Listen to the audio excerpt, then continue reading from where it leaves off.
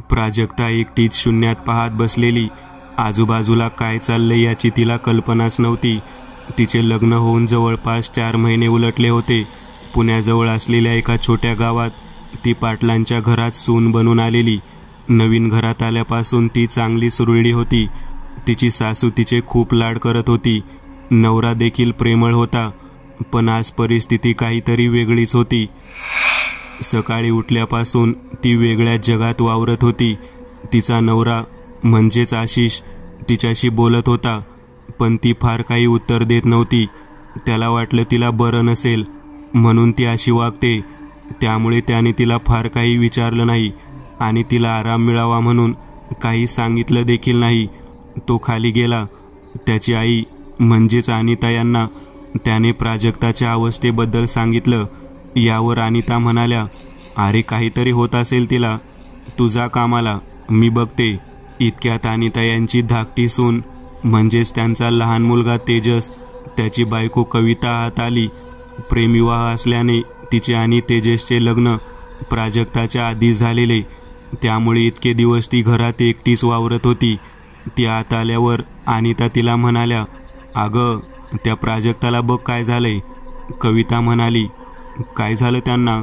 अनिता म्हणाल्या, तेच तुला सांगते ना, आशिष म्हणत होता ती शांत शांत बसली आहे सकाळपासून.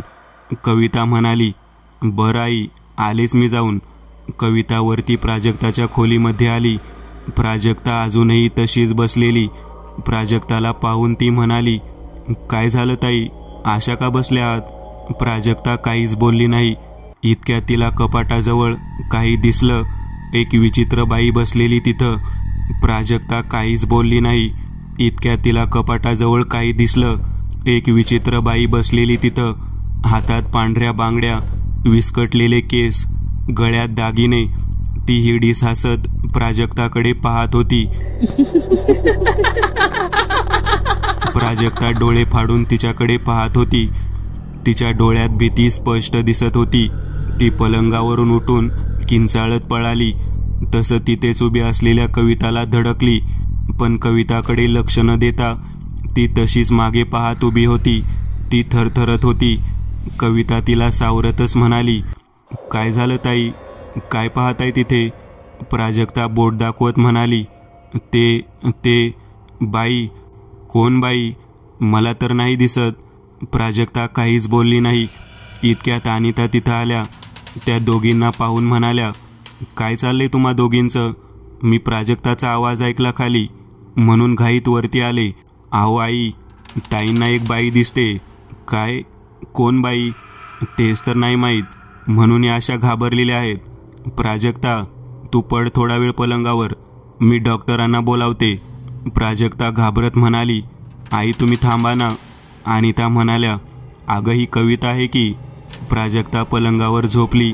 कविता तिच्या बाजूलाच बसलेली आणि तिच्या पलंगाखाली तीच बाई होती. कविताच्या पाठीमागून ती बाई वरती आली. त्यामुळे ते कविताच्या लक्षात आले नाही. पण प्राजक्ताने तिला पाहिलं. ती ओरडू लागली, कविता ते बघ, ती मागे बघ. कविताने दचकून मागे पाहिलं, पण ती बाई गायब झालेली. कविता म्हणाली, ताई तुम्हाला बरं वाटत नाहीये म्हणून असे भास होत आहेत. प्राजक्ताला काही समजत नव्हते, पण ती बाई मात्र त्या पलंगाखालीच घुटमळत होती. इतक्यात कविताला खालून काहीतरी जळाल्याचा वास आला. तिच्या लक्षात आले की शेगडीवर चहा तसाच होता आणि अनिता डॉक्टरांसोबत बोलत होत्या. त्यामुळे कविता तशीच धावत खाली गेली. कविता बाहेर गेली तसं प्राजक्ताच्या खोलीचा दरवाजा आपोआप बंद झाला. अचानक प्राजक्ताचा पलंग हालू लागला. खालून धक्के बसत होते. प्राजक्ता खूप घाबरली. ती ओरडायचा प्रयत्न करत होती, पण तिचा आवाज निघत नव्हता. ती उठून पलंगावर बसलेली. इतक्यात तीच बाई तिच्या समोर येऊन बसली. तिच्या खोलीचे दिवे चालू बंद होत होते. खिडक्या बंद होत्या. त्यामुळे खोलीमध्ये अंधारच होता. अशा चमचमणाऱ्या त्या दिव्यांच्या उजेडात प्राजक्ताने त्या बाईचे रूप स्पष्ट पाहिलं. नेसलेली लाल रंगाची विचित्र साडी, लाल कुंकवाने माखलेले कपाळ, हातात बांगड्या, विस्कटलेले केस. बुबळाच्या आजूबाजूला रक्तासारख्या लाल झालेल्या डोळ्यांच्या कडा, एक पाय मुडपून दुसरा पाय पलंगावरून खाली सोडून ती बसलेली. प्राजक्ता खूप घाबरलेली. ती पलंगावरून उठून पळून जाऊ लागली. इतक्यात तिचे केस ओढले गेले. ती पुन्हा पलंगावर येऊन पडली. हळूहळू तिच्या डोळ्यासमोर अंधारी आली. काही वेळातच डॉक्टर आले. त्यांना घेऊन अनिता वर आल्या. त्यांच्या पाठोपाठ कविता देखील वर आली. अनिता यांनी खोलीचं दार ढकललं. आत अंधार होता. त्यांना आश्चर्य वाटलं, कारण सगळ्या घरात वीज होती, पण फक्त प्राजक्ताच्या खोलीचे दिवे गेले होते. त्यांनी खिडक्या उघडल्या. आता त्या खोलीमध्ये थोडासा प्रकाश होता. डॉक्टर प्राजक्ताजवळ गेले. प्राजक्ता झोपली होती. त्यांनी तिच्या कपाळाला हात लावला. तिचं अंग गरम होतं. इतक्यात प्राजक्ताने डोळे उघडले. तिचे ते लाल झालेले डोळे पाहून काही क्षण डॉक्टर देखील दचकले. इतक्यात तिने डॉक्टरांचा हात पकडला आणि म्हणाली, "तू मला बरं करायला आला आहेस?" आणि हसू लागली. कविता आणि अनिता तर अवाकच झाल्या. प्राजक्ताचं असलं वागणं त्यांना अनपेक्षित होतं. डॉक्टरांनी हात ओढला आणि मग त्यांनी इंजेक्शन बनवलं आणि ते द्यायला प्राजक्ताच्या जवळ गेले. इतक्यात प्राजक्ताने इंजेक्शन ओढून घेतलं आणि तसेच डॉक्टरांच्या हातात घुसवलं. डॉक्टरांच्या तोंडून एक किंकाळी बाहेर पडली. त्यांच्या हातातून रक्त वाहत होतं. प्राजक्ता तर वेड्यासारखी हसत होती. हसता हसता ती थांबली आणि म्हणाली, "परत माझ्या जवळ यायचं नाही डॉक्टर, नाहीतर मी असेच इंजेक्शन देईन तुम्हाला." घाबरून डॉक्टर बाहेर निघून गेले. त्यांच्या मागे कविता आणि अनिता देखील बाहेर आल्या. अनिता यांनी बाहेरून प्राजक्ताच्या खोलीचा दरवाजा बंद केला. "हिला वेड्यांच्या डॉक्टरची गरज आहे, त्यांनाच बोलवा," असे म्हणून कळवळत डॉक्टर निघून गेले. कविता म्हणाली, "आई, हे काय झालं आहे ताईंना? अशा का वागत आहेत?" अनिता म्हणाली, "हे प्रकरण वेगळेच आहे कविता. डॉक्टर यात काही करू शकणार नाहीत. ही भूतबाधा आहे आणि त्याला उपाय पण तसाच हवा." कविता घाबरत म्हणाली, "काय भूतबाधा?" अनिता काही बोलणारच होत्या, तोच सकाळी शेतात गेलेला तेजस आणि त्याचे वडील दिगंबर त्यांच्या गड्यासोबत घरात आले. घरात काय झालं याची त्यांना कल्पनाच नव्हती. अनिता कविताला म्हणाल्या, "तू तेजसला जेवण वाढ." त्यानंतर अनिता, दिगंबर आणि त्यांचा गडी मोहन बाहेर गेले. बाहेर अंगणात बसल्यावर अनिता यांनी घडलेला सगळा प्रकार त्या दोघांना सांगितला. यावर दिगंबर म्हणाले, "ही काय पीडा आली अचानक?" अनिता म्हणाल्या, "ही वाढायच्या आतच आपल्याला संपवायला हवं." दिगंबर म्हणाले, "मग काय करायचं? एकदंत यांना फोन करू का मी?" "मला तरी वाटतं उगाच इतर कोणाला बोलावून वेळ वाया घालवण्यात अर्थ नाही." अनिता म्हणाल्या, "मी तेच बोलणार होते. एकदंत यांना फोन करा आणि मोहनला गाडी घेऊन पाठवा त्यांना आणायला." दिगंबर यांनी एकदंत यांना फोन केला. सुदैवाने एकदंत घरातच होते. त्यांचे आणि दिगंबर यांचं थोडक्यात बोलणं झालं. संध्याकाळी 6च्या सुमारास मोहन एकदंत यांना घेऊन आला. एकदंत दारात उभे होते. केशरी कुर्ता, पायात काळी जीन्स, कपाळावर टिळा, गळ्यात त्रिशूळाच्या पेडेंसोबत असलेला रुद्राक्ष, पायात कोल्हापुरी चप्पल.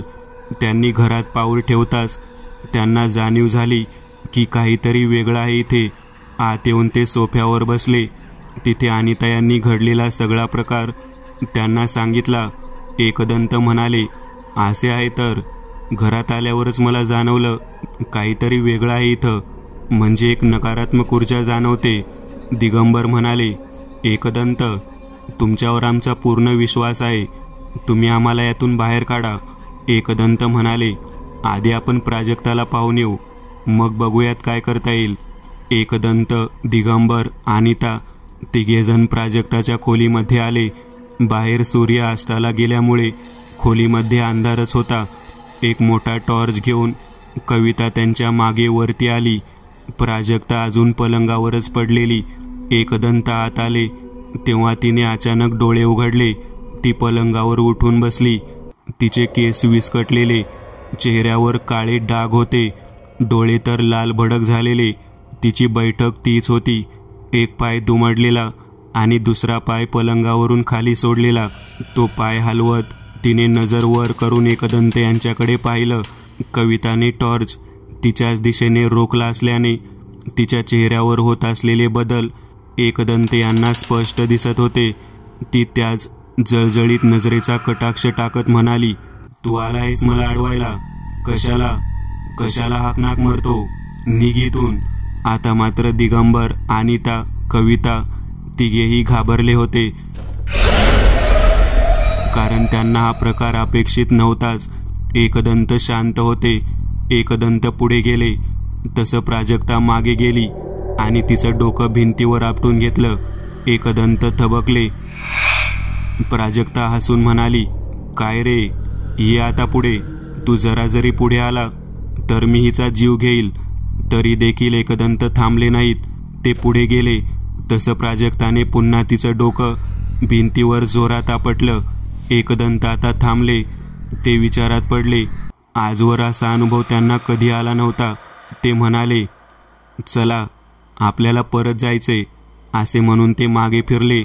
त्यांच्या मागे सगळेच त्या खोलीमधून बाहेर आले. खाली आल्यावर एकदंत म्हणाले, हे काहीतरी वेगळं आहे. या वाईट शक्ती घाबरवायला नाटक करतात, पण इथे ती खरंच प्राजक्ताचा जीव घेऊ शकते. मला समजतच नाही ही नक्की आहे कोण? दिगंबर म्हणाले, मग आता काय करायचे आपण? एकदंत म्हणाले, मी रात्री प्रयत्न करतो. मला काही समजतंय का याचा? खरं तर आता प्राजक्ताच्या संपर्कात असलेली कोणतीही गोष्ट आपल्याला मिळाली असती तर मला समजलं असतं तिला नक्की काय झालं आहे. पण आता मला कोणत्याही वस्तूशिवाय तिचा भूतकाळ जाणून घ्यायचा आहे. अनिता म्हणाल्या, पण मग आजच्या रात्री प्राजक्ताला काही झालं तर? एकदंत म्हणाले, असंही प्राजक्ताचा जीव तर ती दुपारपासून घेऊ शकली असती. त्यामुळे आपण आशा करूयात की रात्री ती असलं काही करणार नाही. दिगंबर म्हणाले, चला एकदंत, मी तुम्हाला तुमची खोली दाखवतो. दिगंबर यांचा मोठा बंगला होता. जुन्या आणि नवीन अशा दोन्ही वास्तुशैलीत बांधलेला. बाहेर अंगण, शिवाय तीनही बाजूंनी मोकळी जागा, मग फाटक, खाली 4 खोल्या, त्यावर 3 खोल्या आणि वरती टेरेस. मुख्य दिवाणखान्यातून वरती जाणारा जिना होता. त्या जिन्याच्या मागे असलेल्या खोलीमध्ये एकदंत राहणार होते. रात्री आशिष घरी आला. घरातील वातावरण पाहूनच त्याला जाणवलं काहीतरी वेगळं घडलं आहे. अनिता यांनी त्याला सगळा प्रकार सांगितला. सुरुवातीला त्याचा विश्वास बसला नाही, पण नंतर सगळे जेव्हा त्याला ती गोष्ट सांगत होते तेव्हा त्याला विश्वास बसला. रात्री जेवायला सर्वजण एकत्र बसलेले तेव्हा एकदंत आशिषला म्हणाले, आशिष, या सगळ्यात तुझी भूमिका महत्त्वाची असणार आहे. कारण प्राजक्ता कशीही वागली तरी तू तिच्या जवळ जायचे नाही. लक्षात ठेव, ती आता प्राजक्ता नाही. त्यामुळे तू आज दुसऱ्या कोणत्या तरी खोलीमध्ये झोप. रात्री जेवण झाल्यावर सर्वजण आपापल्या खोलीमध्ये गेले. रात्रीचे 11 वाजून गेलेले. एकदंत त्यांच्या खोलीमध्ये ध्यान लावून बसलेले. इतक्यात त्यांचे दार वाजले. ते उठले आणि त्यांनी सावधपणे खोलीचे दार उघडले. दारात अनिता उभ्या होत्या. त्यांची नजर खाली होती. एकदंत म्हणाले, अनिता, तुम्ही यावेळी? अनिता यांनी मान वर केली. त्यांचे डोळे लाल झालेले. एकदंत यांना समजलं, पण तितक्यात हातातील चाकूने अनिता यांनी एकदंत यांच्यावर वार केला. सावध असल्यामुळे एकदंत झटकन मागे सरकले, पण चाकूचे टोक त्यांच्या खांद्याला लागलेच. तिथून त्यांचा कुर्ता फाटला आणि थोडे रक्त आले. पण त्यांनी प्रसंगावधान राखून गळ्यातील रुद्राक्ष काढला आणि अनिताच्या दिशेने फेकला. तसं अनिता मागे सरकल्या आणि अंधारात गायब झाल्या. एकदंत यांनी झटकन ते पेडेंट उचलले आणि गळ्यात घातले. आताचा प्रसंग हा त्यांच्यासाठी दुसरा हादरा होता. त्यांनी बॅगेतून करेच्या पाण्याची बाटली काढली आणि ते बाहेर आले. त्यांना अंदाजा होताच की अनिता इथेच कुठेतरी असतील. त्यांनी धावत जाऊन सर्व बटन दाबले. तसे हॉलमधले सर्व दिवे लागले. एकदंत यांची नजर हॉलमध्ये सर्वत्र फिरत होती आणि अचानक एका ठिकाणी येऊन ती स्थिरावली. हॉलमध्ये असलेल्या एका कपाटावर अनिता बसलेल्या एक पाय खाली सोडलेला आणि दुसरा मुडपलेला. ती बैठक पाहूनच एकदंत यांना कळलं, ही तीच आत्मा आहे जी इतका वेळ प्राजक्ताच्या शरीरात होती. अनिता हसत होत्या. हसता हसता थांबल्या आणि म्हणाल्या, मी तुला सांगितलं होतं निघून जा, पण तू ऐकलं नाही.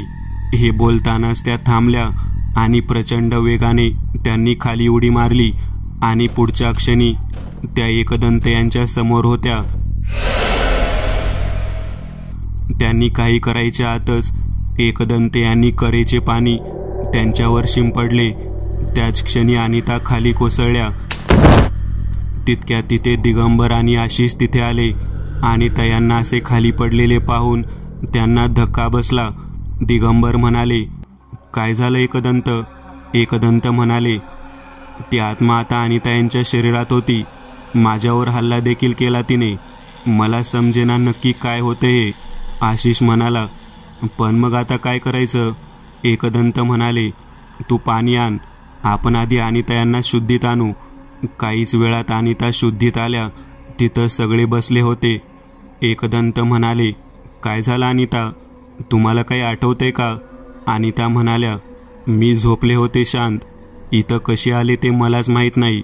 एकदंत म्हणाले, बरं, आता तुम्ही सगळे जाऊन झोपा आणि लक्षात ठेवा, जर का खोलीचे दार वाजले तर कोणीही उघडायचे नाही.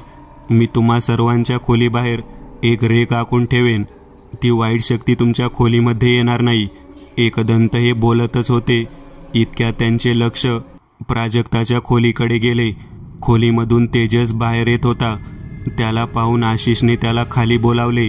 आशिष म्हणाला, तू काय करत होता त्या खोलीमध्ये? तेजस हसून म्हणाला, तुला का सांगू मी? आशिष म्हणाला, तू काय बोलतोय कळते का तुला? एकदंत यांना शंका आली. त्याने तेजसच्या अंगावर करेचे पाणी शिंपडले. तसं तो ओरडला आणि बेशुद्ध पडला. एकदंत म्हणाले, ही आत्मा खेळ खेळते आपल्याशी. आता पण तिने आशिष आणि तेजसमध्ये भांडण घडवायचा प्रयत्न केला. जर का माझ्या लक्षात आले नसते तर हा वाद वाढला असता. ही आत्मा कोणी साधी आत्मा नाही. दिगंबर म्हणाले, नक्की काय म्हणायचं आहे तुम्हाला एकदंत? एकदंत म्हणाले, ते वेळ आली की सांगेनच, पण सध्या तेजसला शुद्धीवर आणावे लागेल. बराच वेळ चेहऱ्यावर पाणी शिंपडल्यानंतर तेजसला शुद्ध आली. त्याला काहीच आठवत नव्हते. इतक्या त्या बंगल्यातले सर्व दिवे गेले. सर्वत्र काळोख पसरला. कोणीही जागचे हालू नका, असं म्हणत एकदंत यांनी मोबाईलचा टॉर्च चालू केला आणि आजूबाजूला पाहिलं. तिथं सगळेच होते. इतक्यात प्राजक्ताच्या खोलीमधून तिची किंकाळी ऐकू आली. आशिष म्हणाला, एकदंत, हे काय आता? माझ्या प्राजक्ताला काही होणार नाही ना? एकदंत म्हणाले, तुम्ही सर्वजण एकाच खोलीमध्ये थांबा. मी पाहतो काय करायचे. आता आपण कविता आहे तिथं जाऊयात. ते सर्वजण कविता झोपली होती त्या खोलीकडे निघाले. तेजस आणि आशिषच्या हातात मोठे टॉर्च होते. आत गेल्यावर त्यांना धक्काच बसला. तिथे कविता झोपली होती आणि तिच्या शेजारी कोणीतरी बाई बसलेली. अंधारात तिचा चेहरा नीट दिसत नव्हता. सर्वांना मागेच थांबवून एकदंत पुढे आले. तितक्यात त्या बाईचा आवाज आला, आलास परत मला भेटायला? किती घाई झाली तुला मरायची? एकदंत तिच्यावर करेचे पाणी शिंपडणार तोच ती आकृती वेगाने एकदंत यांच्याकडे झेपावली. त्यांना धक्का देऊन बाहेर निघून गेली. एकदंत खाली कोसळले होते. उभे राहत ते म्हणाले, तुम्ही याच खोलीत थांबा. मी इथे दारात कुंकवाने एक रेघ आखणार आहे. ती ओलांडून बाहेर येऊ नका. त्या खोलीसमोर एक रेघ आखून एकदंत प्राजक्ताच्या खोलीकडे निघाले. रात्रीचे 2 वाजून गेले होते. एकदंत जिन्याने वरती जात होते. इतक्यात त्यांना मागून आवाज आला. जिन्याच्या कठड्यावरून तीच बाई वरती धावत येत होती. वेगाने एकदंत यांच्या शेजारून ती हसत गेली आणि अंधारात गायब झाली. एकदंत यांना एकावर एक धक्के बसत होते. ती आत्मा एकदंत यांच्या सोबतच खेळत होती. एकदंत प्राजक्ताच्या खोलीजवळ आले. दार उघडून त्यांनी आत प्रवेश केला. त्यांनी सर्वात आधी पलंगाकडे टॉर्च फिरवला. त्यांना तिथे प्राजक्ता झोपलेली दिसली. ते आत आले आणि मागून दार बंद झाले. दारावरती तीच बाई भिंतीला चिकटून उभी होती. एकदंत यांना अंदाज नव्हता ती त्यांच्या मागेच आहे. ते तिचा समोर शोध घेत होते. ते हळूहळू प्राजक्ताच्या पलंगाजवळ गेले. ती स्त्री पण त्यांच्या बाजूने वरती फिरत होती. तिचे डोळे एकदंत यांच्यावर रोखलेले. एकदंत पुढे होऊन काही करणार तोच ती त्यांच्या उजव्या हातावर झेपावली. एकदंत खाली कोसळले. त्यांच्या हातातील करेच्या पाण्याची बाटली खाली पडली आणि पलंगाखाली गेली. इतक्यात एकदंत यांच्या पायाला कोणीतरी पकडलं. दिसत नव्हतं पण एकदंत यांना अंदाज आलेला ती स्त्री आहे आणि ती त्यांना ओढून भिंतीजवळ नेत होती. एकदंत यांनी गळ्यातला रुद्राक्ष काढला आणि तिच्या दिशेने फेकला. तसं त्यांची सुटका झाली. ते उठून पुन्हा तो रुद्राक्ष घ्यायला गेले पण ते तितक्यात हवेत मागे फेकले गेले. पलंगा शेजारीच ते कोसळले. तितक्यात प्राजक्ता उठून बसली. तिने पाय तसेच पसरलेले, तिचे केस चेहऱ्यावर आलेले. तिने मान वळवून खुनशीने एकदंत यांच्याकडे पाहिलं आणि पुढच्या क्षणी ती एकदंत यांच्या छातीवर येऊन बसली आणि म्हणाली, काय रे, तुला काय वाटलं? तू काय फालतू जादूचे प्रयोग दाखवशील आणि मी घाबरून जाईल तुला? एकदंत यांना देखील आता भीती वाटत होती. तिने आता त्यांचा गळा पकडलेला. एकदंत यांचा हात त्यांच्या खिशाकडे गेला. त्यांनी खिशातून एक पुडी बाहेर काढली. त्या पुडीमध्ये असलेली ती राख कानिपना त्यांच्या समाधीजवळून घेतलेली एका हातानेच कशीबशी उघडली आणि त्या पुडीमधली राख तिच्या अंगावर उधळली. तसं तडफडत प्राजक्ता बाजूला पडली आणि बेशुद्ध झाली. एकदंत यांनी ती राख घेतली आणि प्राजक्ताच्या कपाळाला लावली आणि त्यांनी प्राजक्ताच्या डोक्याचे काही केस काढले आणि त्यांचं पेडेंट करेचे पाणी घेऊन ते खाली गेले. त्यांना हवं ते मिळालं होतं. ते तडक त्यांच्या खोलीमध्ये गेले. पिशाचे वेद उघडून त्याच्या समोर बसले. एखाद्या वस्तूच्या साह्याने तिचा भूतकाळ पाहायची विद्या पिशाचे वेदाने त्यांना दिलेली, त्याचाच वापर करून त्यांनी प्राजक्ताचा भूतकाळ जाणून घेण्यास सुरुवात केली. बऱ्याच गोष्टी त्यांना उलगडत गेल्या. त्यानंतर एकदंत सर्वजण असलेल्या खोलीजवळ गेले. आज सगळेजण काळजीत होते. असंख्य प्रश्न विचारून त्यांनी एकदंत यांना भांडावून सोडले. एकदंत म्हणाले, मी सांगतो तुम्हाला सगळं, पण त्याआधी मला एक सांगा, विष्णूची मूर्ती आहे का तुमच्या देवाऱ्यात? अनिता म्हणाल्या, हो, आमची पिढीजात मूर्ती आहे, डोक्यावर शेषनाग धारण केलेली. एकदंत म्हणाले, उत्तम, हेच हवं होतं मला. अनिता, तुम्ही मला देवाऱ्यातील ती मूर्ती द्या. बाकी सगळेजण इथेच थांबा. एकदंत आणि अनिता त्यांच्या देवाऱ्याजवळ गेले. तिथे असलेली विष्णूची मूर्ती एकदंत यांनी घेतली आणि त्यानंतर ते परत निघाले. तोच त्यांना मागून आवाज आला, तू ऐकणार नाही ना? एकदंत यांनी मागे वळून पाहिलं. तितक्यात अनिता यांनी एक चाकू वेगाने फेकला आणि तो एकदंत यांच्या खांद्यात घुसला. तो इतका वेगाने फेकलेला की जवळपास हाडाला जाऊन धडकला होता. एक भयानक कळ त्यांच्या पूर्ण शरीरात फिरली. ते त्या धक्क्याने मागे गेले, पण जातानाच त्यांनी हातातील करेचे पाणी अनिता यांच्यावर शिंपडले आणि ते खाली पडले. ते उठून उभे राहिले. त्यानंतर त्यांनी खिशातून ती उरलेली राख काढली आणि अनिता यांच्या कपाळाला लावली. खांद्यात घुसलेला चाकू त्यांनी ओढून काढला. त्यांचा खांदा खूप दुखत होता. चाकू काढल्यावर त्यातून होणारा रक्तस्राव वाढला होता. ते तसेच त्यांच्या खोलीमध्ये गेले. त्यांच्या बॅगमधून एक पट्टी काढून त्यांनी त्यावर लावली. त्यानंतर त्यांनी यज्ञाचे कुंड घेतलं. त्यावर समिधा टाकून त्यांनी अग्नी पेटवला. यज्ञकुंडाच्या समोर स्वास्तिक काढले आणि त्यासमोर एक नारळ ठेवला. कुंकवाचे एक रिंग नाकून ते त्यात बसले. समोर विष्णूची ती मूर्ती ठेवली. यज्ञात त्यांनी नरक्यात धूप टाकला. त्याचा एक विचित्र वास सगळ्या खोलीत पसरला होता. त्यानंतर त्यांनी पिशाचे वेद उघडला. त्यातला एक अध्याय त्यांच्या नजरेसमोर होता, शंखचूर्णी. त्यांनी एक एक मंत्र म्हणण्यास सुरुवात केली. त्या धुपाच्या वासाने त्या मंत्राची तीव्रता अधिक भासत होती. ते जसजसं मंत्र म्हणत होते तसं त्यांना विचित्र आवाज ऐकू येऊ लागले. त्यांच्या आजूबाजूने ती आकृती फिरू लागली. तिने बऱ्याच वेळा एकदंत यांच्या जवळ जाण्याचा प्रयत्न केला, पण ती ते रिंगण पार करू शकली नाही.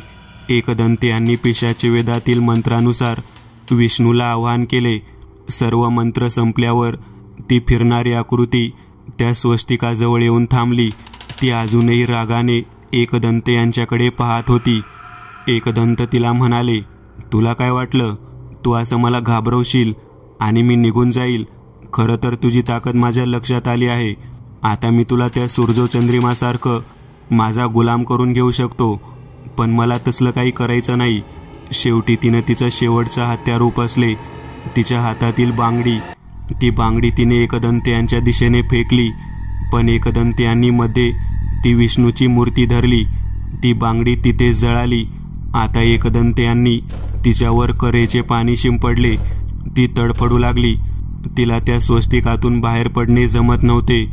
तिची शक्ती कमी झालेली. एकदंत यांनी पुढील मंत्र म्हणण्यास सुरुवात केली. बराच वेळ मंत्र उच्चारण झाल्यावर त्यांनी उठून एक लिंबू कापून त्या नारळावर फेकले. तसं ती स्त्री त्या नारळात समावली. एकदंत यांनी त्या नारळावर करेच्या पाण्यात बुडवून एक दोरा बांधला. तो नारळ तसाच त्या विष्णूच्या मूर्तीसमोर ठेवला आणि ते बाहेर आले. बंगल्यातील वीज आली होती आणि त्यांना शुद्धीत आणून एकदंत सगळेजण असलेल्या खोलीकडे निघाले. तिथे गेल्यावर एकदंत म्हणाले, आता सगळं ठीक झालं आहे. त्या वाईट शक्तीला मी रोखलं आहे, पण अजून एक काम आताच करणं गरजेचं आहे. दिगंबर म्हणाले, ते काय एकदंत? एकदंत म्हणाले, ते काम कविताच करू शकते. कविता गडबडून म्हणाली, काय? मी काय करू शकते? एकदंत म्हणाले, ते जे खिळे तू गाडले आहेस ना, ते काढून आण. कविता दचकून म्हणाली, कसले खिळे? मला काय माहिती नाही. एकदंत म्हणाले, कविता, मला सगळं समजलं आहे. तू आणि त्या सूर्यचंद्रिमानं काय काय केलंय मला सगळं माहीत आहे. कविता तशीच एकदंत यांच्या जवळ गेली आणि म्हणाली, मी ते खिळे काढून आणते, आणि ती बाहेर निघून गेली. एकदंत म्हणाले, आशिष, तू वरती जाऊन प्राजक्ताला उठव आणि तिला खाली घेऊन ये. बाकी आपण सगळे हॉलमध्ये बसूयात. सकाळ होतच आली आहे. प्राजक्ता आशिष सोबत खाली आली. तिला अशक्तपणा जाणवत होता, पण ती शुद्धीत होती. कविताने खिळे आणून एकदंत यांच्या समोर ठेवले. एकदंत यांनी लाल कापडात ते खिळे आणि नारळ गुंडाळून ठेवला. सर्वजण बसले होते. एकदंत म्हणाले, तुम्हाला बरेच प्रश्न पडले असतील, मी सांगतो सगळं. दिगंबर रागात म्हणाले, या कविताने काय केलंय ते सांगा आधी एकदंत. एकदंत म्हणाले, या सगळ्यांची सुरुवात कवितानेच केली आहे, हो ना कविता? कविता रडत म्हणाली, हो, मीच केलं हे सगळं, पण मला नव्हतं वाटलं हे या थराला जाईल. आणि त्या देखील रागावून म्हणाल्या, काय केलंस तू? सांगशील का आता? कविता म्हणाली, ही प्राजक्ता घरात आल्यापासून माझं या घरातील महत्त्व संपलं आहे. सगळा मान मोठी सून म्हणून हिला मिळतो. मी किती दिवस सहन करायचं हे? इतके दिवस मी या घरात राणीसारखी राहिले आणि आता ही आली तर मला दासीसारखी वागणूक. म्हणून मी ठरवलं की हिला धडा शिकवायचा. त्यासाठी मी सूर्यचंद्रिमाला भेटले. माझ्या मैत्रिणीने मला या तांत्रिकाचा पत्ता दिलेला. हा काळी विद्या करतो. बऱ्याच वाईट शक्ती त्याने कैद केल्या आहे. त्याच्या मदतीने मी प्राजक्ताला वेड लावणार होते की आपोआप ती या घरातून गेली असती आणि पुन्हा या घरात माझी जागा मला मिळाली असती. तिचं हे बोलणं ऐकून तेजस रागाने पेटून उठला. तिला मारायला तो धावला, पण त्याला आशिषने अडवले. तेजस म्हणाला, सोड दादा मला. ही कसली बाई आहे रे? वहिनीबद्दल इतका वाईट विचार करते. असल्या बाईला जिवंत का सोडावी? कविता रडतच म्हणाली, हो, मी त्याच लायकीची आहे. मला खूप राग येतोय स्वतःचा. एकदंत म्हणाले, हे बघा, तुम्ही सगळे शांत व्हा. आता सगळं नीट झालं आहे. कविताला तिची चूक कळली आहे. अजून काय हवंय आपल्याला? दिगंबर म्हणाले, पण एकदंत पुढे काय झालं? एकदंत म्हणाले, त्या सूर्यचंद्रिमाने काळी विद्या वापरली, डामोरी. त्या विद्येमुळे अघोरी तांत्रिक त्यांनी ज्या वाईट शक्तींना कैद केला आहे त्यांचा वापर करू शकतात. त्या सूर्यचंद्रिमाने अनेक वर्ष साधना करून एक शंखचूर्णी कैद केलेली. शंखचूर्णी हा प्रकार बंगालमध्ये आढळतो. अशी स्त्री जिचा लग्नाच्या दुसऱ्या दिवशीच मृत्यू झालेला असतो ती शंखचूर्णी बनते. तिची ताकद असते तिच्या हातात असलेल्या शंखाच्या बांगड्या. अशी शंखचूर्णी एखाद्यावर काळ्या विद्येच्या साह्याने सोडता येते. त्या सूर्यचंद्रिमाने तेच केले. शिवाय तिला ताकद मिळावी म्हणून डामोरी विद्येने मंतरलेले 4 किळे तुमच्या घराच्या बाजूला गाडण्यासाठी त्याने कविताला दिले. पण जेव्हा ती शंखचूर्णी इथे आली तेव्हा घडलं वेगळंच. मी इथे येईन अशी कल्पना त्या सूर्यचंद्रिमाला नव्हती. पण मी आलो तेव्हा ती शंखचूर्णी विचलित झाली आणि मग तिने दुसऱ्यांच्या शरीरात देखील प्रवेश केला. खरं तर कोणतीच आत्मा इतकी शक्तिशाली नसते की ती एका वेळी असं वेगवेगळ्या लोकांच्या शरीरात प्रवेश करेल. त्यामुळे मी देखील गडबडलो होतो. पण जेव्हा मी प्राजक्ताच्या केसांच्या साह्याने भूतकाळ पाहिला तेव्हा मला समजलं ही शंखचूर्णी आहे. ही इतकी शक्तिशाली असते की कितीही लोकांच्या शरीरात ती प्रवेश करू शकते. इतर आत्मे हे त्याच शरीराशी जोडलेले राहतात पण हिला मात्र त्या शरीराची पर्वा नसते. म्हणूनच जेव्हा मी पहिल्यांदा आलो तेव्हा ती प्राजक्ताला मारू शकत होती. दिगंबर म्हणाले, मग तुम्ही नक्की काय केलं? एकदंत म्हणाले, पिशाच्या वेदात दिलं आहे शंखचूर्णीला रोखायची ताकद विष्णूमध्येच आहे. त्यामुळे विष्णूच्या शक्तीने मी तिला नारळात कैद केले आहे. आता हा नारळ आणि हे खिळे मी माझ्या सोबत घेऊन जाईन. योग्य त्या ठिकाणी जाऊन हा नारळ जाळायचा आहे. दिगंबर म्हणाले, पण तुमच्यावर तिने इतके वार कसे केले? कारण तुम्हाला खूप लागला आहे एकदंत. एकदंत म्हणाले, तिची शक्ती खूप जास्त होती दिगंबर. मी जेव्हा जेव्हा तिच्यावर करेचे पाणी फेकलं तेव्हा ती फक्त शरीर सोडून गेली. बाकी तिला काहीच होत नव्हतं. इतक्या शक्तिशाली आत्म्याशी माझा सामना नव्हता झाला कधी. ती कधी कोणाच्या शरीरात घुसून हल्ला करेल हे सांगता येत नव्हतं. शिवाय शरीर नसतानाही हल्ला करायची ताकद तिच्यात होती. तिने माझ्यावर शेवटी निकराचा हल्ला केलेलाच ना. जेव्हा तिने तिची बांगडी फेकली ती रोखायची ताकद फक्त विष्णूमध्ये होती. म्हणून मी वाचलो. दिगंबर म्हणाले, तुम्ही आमच्यासाठी इतकं केलं आहे एकदंत. तुमचे आभार तरी कोणत्या शब्दात मानू? तरी पण तुम्ही 2 दिवस इथे राहा. खांदा बरा झाला की मग जा. इतकं तर ऐकाल ना माझं? एकदंत म्हणाले, तुमच्या इच्छेसाठी मी 2 दिवस थांबेन. पण त्यापलीकडे थांबणे मला शक्य नाही. कारण कायमच कोणाला ना कोणाला माझी गरज लागते आणि मी तिथे नसेल तर काय होऊ शकते हे मला माहीत आहे. एकदंत यांनी अजून एक भयानक प्रकरण सोडवले होते आणि त्यांचा हा प्रवास असाच सुरू होता पुढच्या कथेकडे. मित्रांनो, आज पुरतं एवढंच. तुम्हाला जर काही गोष्ट आवडली असेल तर नक्की लाईक करा. तुमच्यापैकी बरेचसे जण व्हिडिओ लाईक न करताच पळून जातात. पण हा जर व्हिडिओ तुम्ही लाईक केला तर मला जरा बरं वाटेल आणि असेच भारी भारी व्हिडिओ बनवायची माझ्यात एनर्जी येईल. त्यामुळे नक्की लाईक करा. आणि अजूनही कोणी या चॅनलला सबस्क्राईब केलेलं नसाल तर लगेच सबस्क्राईब करून टाका. आणि बाजूची घंटी ती मात्र दाबायला विसरू नका. देवाची घंटी आहे ती. चला तर मग पुन्हा भेटूया अशीच एक आगळी वेगळी गोष्ट घेऊन पुढच्या